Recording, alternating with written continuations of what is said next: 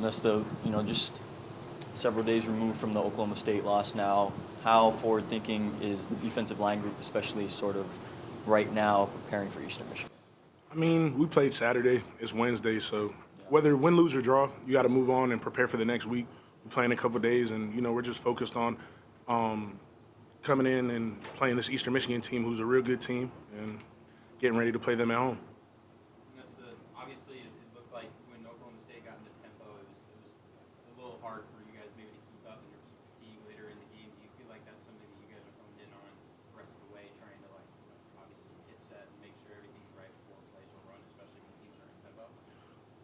Definitely. When teams get in tempo, like you said, it's moving faster, it's moving quicker. We got to be able to look to the sideline, get the call, get set, see what's going on, see what maybe the backfield set is, see where the tight end is, see if they're spread, see if it's an open set. It's a lot to see before the ball gets snapped, but that's just something we got to get done, and you'll see it done this week. Yeah, Jesse, you're settling in now at ASU, and so watching these first couple games back, getting a sense for your teammates and everything, what's your perspective on the capability of the team? I feel like we could be a very good defense.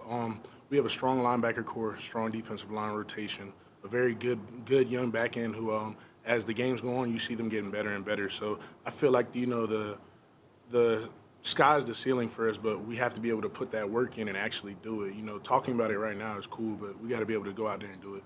Are there anything in particular that you see as especially important for you guys to be able to maximize your performance? I feel like that's a coach question. I'm not a coach, so I can't say what we all got to fix. But me personally, I know I got to probably help to propel the team. Working on just working my keys, honing in on that shoulder pad, biting down on that. Just the little things, honing in on the little things to be able to maximize my potential.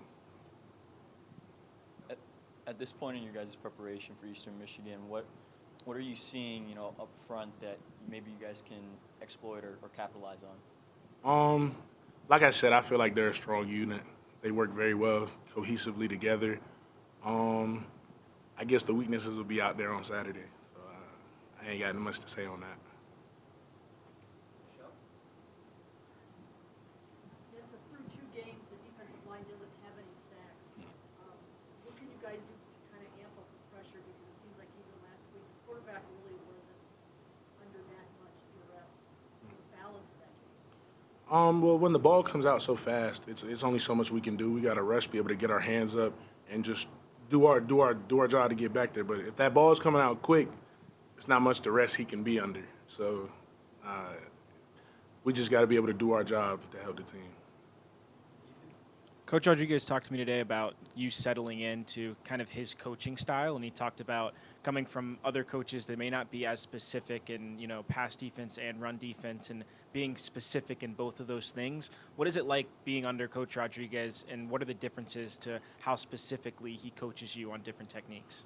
I enjoy working with Coach Rod. Every day he's going to, like you said, he's going to hone in on the little things, whether it be where your hand may be inside of the guard's foot or outside the guard's foot or inside the center's ball hand. Just the little things that maybe help you get in a better position in an easier fashion. You know what I'm saying? Making the most of the play.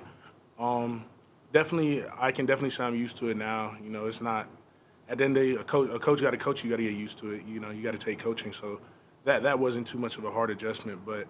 I do appreciate Coach Rod and everything he's been helping me with. Yeah. So, for when you have these late kicks, do you ever get jittery at all when you have to wait a whole day like that? Nighttime, and you get Oh. Do you ever get jittery? And what's it like going through a whole day before a football game? Well, the day's kind of slow, as you'd imagine. It's long. You're just waiting. You watching other people play.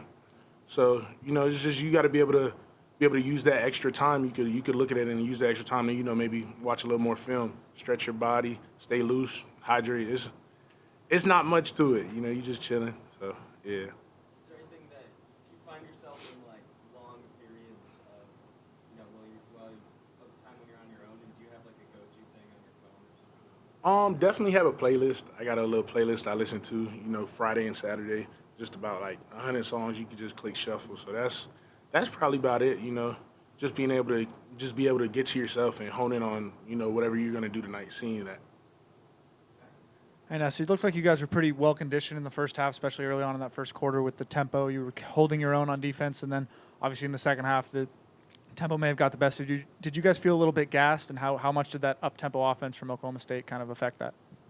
I wouldn't say we felt a little gassed. When you're playing a team like that, you know, we went out there, stopped them, shut them out in the first quarter. But when you're playing a good team, they're bound to make a play or two. They're bound to score points. So you give them 93 plays, they're going to make some plays. You know, we out there too long. So. Versus Michigan, outside of their center position, it seems like they're kind of going back and forth between a couple guys. They have 4 returning starters at that position. What is your Three. your key here? What's your emphasis? I feel like what I want to do against them is just, man, I don't want to be rude. I feel like, you know, you got to respect your opponent, so you just got to keep watching them, see what I can exploit. Nesta, Mike tweeted out something interesting the other day. He said, "No losses, only lessons." No losses, only lessons. That's what he tweeted out the other day. You know, what were kind of some of the positive takeaways now that you've had some breathing room to kind of look at the film and evaluate the game? Well, first thing, I feel like there's not really moral victories. Like, so it's cool to look at it like we played okay against a top 10 team, but we lost. So there is a lot to take away. So what I would take away from it is just we got to be able to capitalize on third down, for instance. Like, we got to be able to get off the field. We can't shoot ourselves in the foot against a good opponent because they're going to exploit you. They're going to take advantage of that. Like I said, that's a damn good football team. So if we sit there on third and 6 and give them a first down, now they're across the 50, they can make a play or two. So just minimizing the mental mistakes all around, all of us from the D-line to the back end would definitely help us this week. What did you see from Eastern Michigan? Is there anything that you and the group are holding into in that backfield? I know they got 3 good running backs, pretty good quarterback who's, you know, been around. So just gotta respect that. You know, last week we saw Oklahoma State be able to run a couple plays on us. So, you know, football is a copycat sport. So you may see those plays again this week. So you just got to be able to stop them again. Or I should say stop them, actually.